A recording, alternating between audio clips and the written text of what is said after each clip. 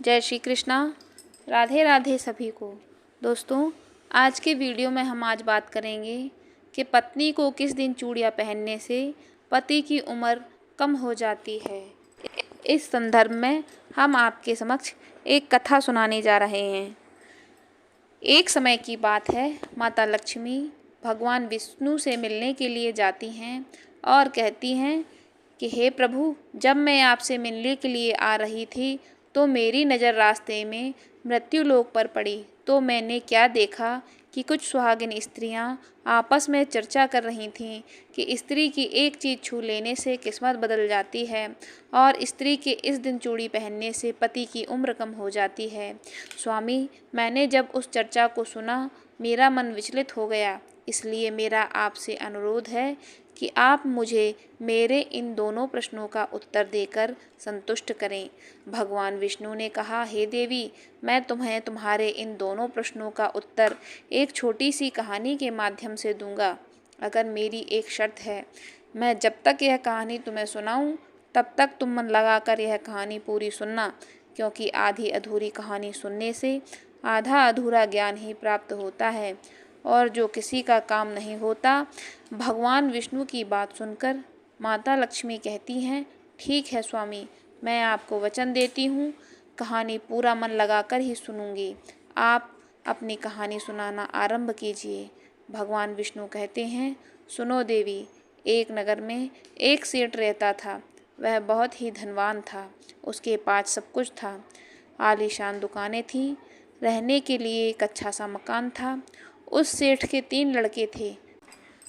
तीनों लड़कों की शादी हो चुकी थी। सेठ की 3 बहुएं थीं। उनका स्वभाव बहुत ही अच्छा था। अपने सास ससुर और पति की खूब सेवा किया करती थीं।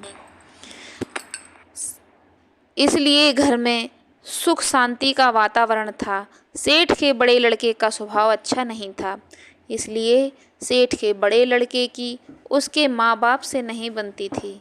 इसलिए सेठ ने बड़े लड़के को धन नहीं दिया और अपने दोनों छोटे लड़कों और तीनों बहुओं में बांट दिया था, जिसकी वजह से बड़े लड़के की आर्थिक स्थिति अच्छी नहीं थी। भगवान विष्णु कहते हैं, हे देवी, एक बार सेठ अपने मन में सोचता है कि भगवान ने मुझे सब कुछ दिया है पर एक बेटी नहीं दी।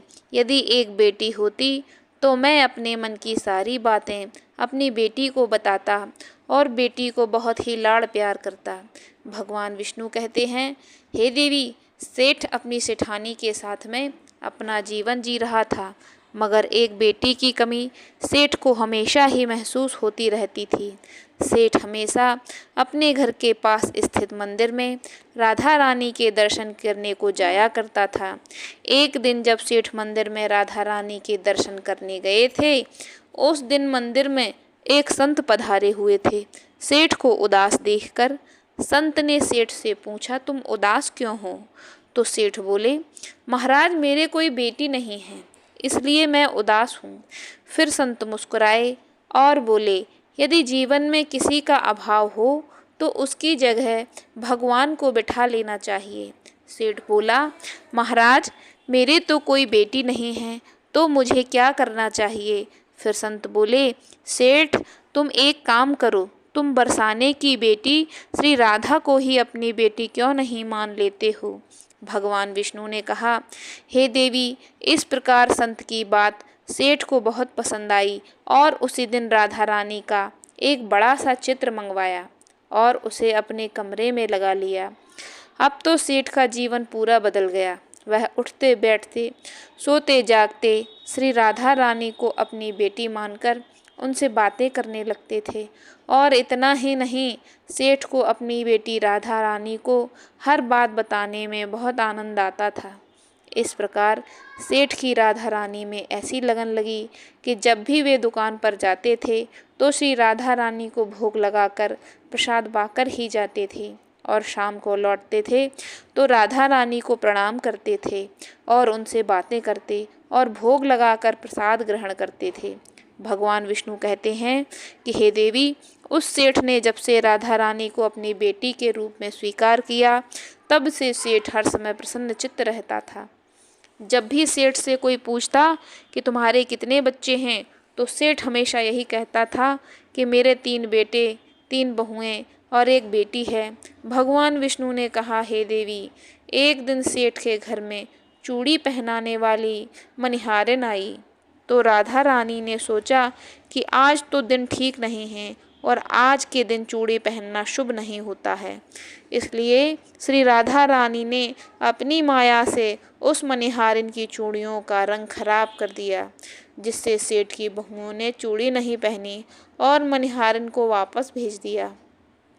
उधर जब 2 दिन के बाद में वही मनिहारिन उन चूड़ियों को देखती है, तो वे चूड़ियाँ सुंदर हो जाती हैं। फिर मनिहारिन उन्हीं चूड़ियों को लेकर सेठ के घर वापस आती हैं। तो सेठ की तीनों बहुएं चूड़ियाँ पहनती हैं और बाद में राधा रानी भी चूड़ियाँ पहनने के लिए प्रकट होती हैं। जब राधा रानी प्रकट हुई, तो मनिहारिन ने जब राधा रानी का स्वरूप देखा, तो मनिहारिन उन्हें देखते ही रह गई। फिर राधा रानी मनिहारिन से कहने लगी, मुझे भी चूड़ियाँ पहनाओ। उधर राधा रानी की बात सुनकर मनिहारिन ने मन में विचार किया कि हो सकता है कि सेठ जी के घर कोई मेहमान आए हों, क्योंकि हमेशा तो मैं जब भी इस घर में चूड़ियाँ पहनने आती थी, तो सेठ की केवल 3 बहुएं ही दिखाई पड़ती थीं, जो हमेशा से चूड़ियाँ पहनती थीं। मगर आज यह चौथी बेटी नज़र आई है, लगता है कोई मेहमान होगी। भगवान विष्णु कहते हैं कि हे देवी, फिर ऐसा सोचकर उस मनिहारिन ने राधा रानी को चूड़ियाँ पहनने को दे दी। अब राधा रानी चूड़ियाँ पहनकर एक ओट में जाकर अंतर ध्यान हो गईं। सभी को चूड़ियाँ पहना करके मनिहारिन हमेशा की तरह चूड़ियों का पैसा लेने के लिए सेठ जी की दुकान पर चली गई। फिर मनिहारिन को देखते ही सेठ कहने लगा, लगता है घर पर चूड़ियाँ पहनाने गई थी। तुम हमारी बहुओं को चूड़ियाँ पहना कर आई हो, यह लो तुम्हारे पैसे। मैं तुम्हें देखकर ही समझ गया कि तुम दुकान पर पैसे लेने के लिए आई हो। और फिर सेठ ने मनिहारिन को हर बार की तरह जितने पैसे देते थे उतने ही पैसे दे दिए। तो मनिहारिन कहने लगी, सेठ जी, इस बार मैंने 3 जनों को नहीं बल्कि 4 जनों को चूड़ियाँ पहनाई हैं, इसलिए अब की बार मैं ज़्यादा पैसे लूँगी। भगवान विष्णु कहते हैं, हे देवी, मनिहारिन की बात को सुनकर सेठ जी कहने लगे, हमारे घर में तो 3 बहुओं के अलावा तो कोई चौथी और है ही नहीं, फिर तुमने चूड़ियाँ किसको पहनाई? तो मनिहारिन कहने लगी, सेठ जी, मैं नहीं जानती, लेकिन मैं तो सिर्फ इतना जानती हूँ कि मैंने तो आपके घर 4 जनों को चूड़ियाँ पहनाई हैं। फिर इस प्रकार मनिहारिन की बात को सुन करके सेठ कहने लगा, ठीक है, पहले तो तुम 3 जने के पैसे ले जाओ, बाकी के पैसे मैं पहले घर पर जाकर पता करूँगा कि चौथा कौन है जिसे तुमने चूड़ी पहनाई है। मनिहारिन बोली, ठीक है सेठ जी, पहले आप घर पर पता कीजिए, उसके बाद मुझे पैसे दे देना। और ऐसा कहकर वह मनिहारिन सेठ की दुकान से चली गई।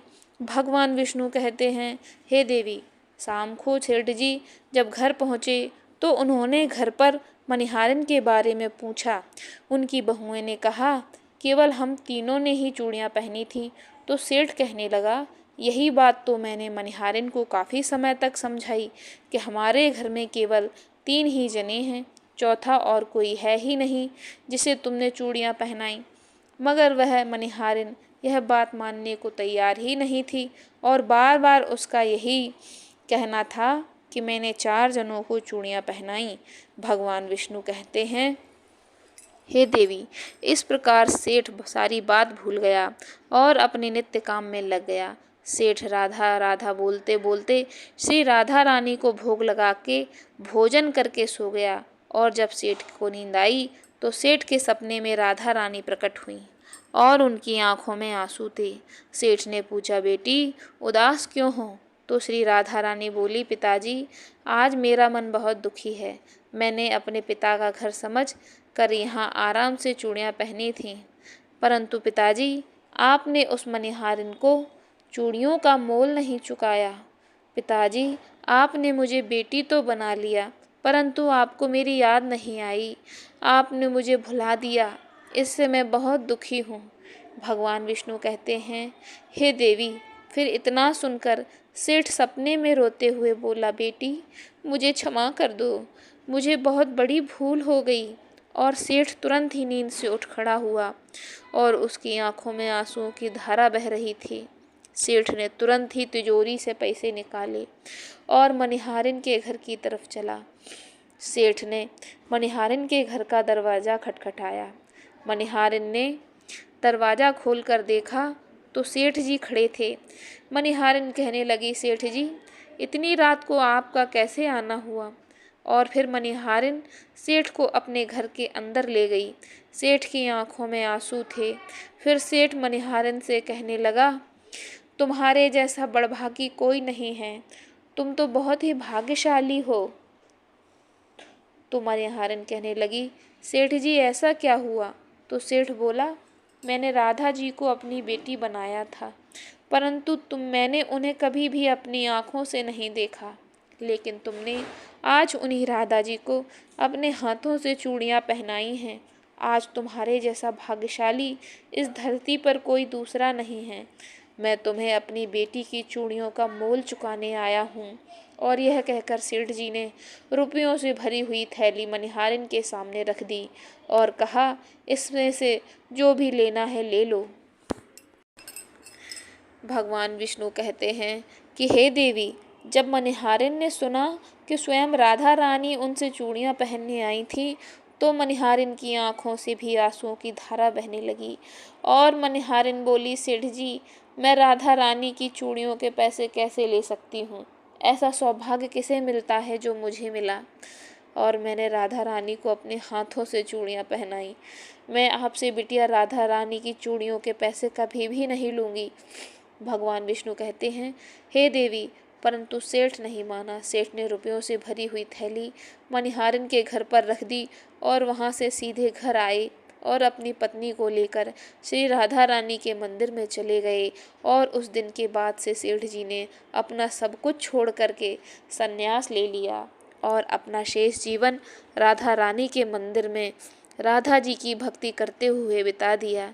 भगवान विष्णु कहते हैं, हे देवी, इधर सेठ मंदिर में राधा रानी की भक्ति में खो जाता है और अपनी पत्नी के साथ मंदिर में रह कर के राधा रानी की भक्ति करने लगता है।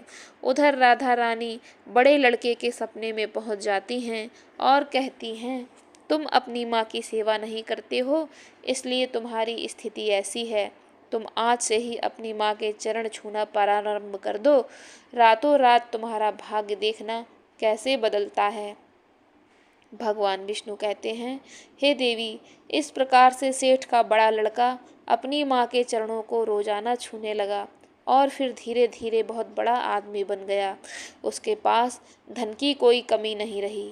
फिर भगवान विष्णु कहते हैं, हे देवी, तुम पहले अपने प्रश्न का उत्तर समझ लो। तुम्हारा पहला प्रश्न था कि स्त्री की कौन सी चीज़ उसे बिना बताए छूने से रातों रात भाग्य बदल जाता है। तो ठीक से समझ लो, जो इंसान सेठ के बड़े लड़के की तरह अपनी माँ के चरणों की सेवा करता है, माँ के चरणों का अमृत पान करता है, उसका सोया हुआ भाग्य जाग जाता है और एक दिन वह इंसान बहुत बड़ा आदमी बनता है।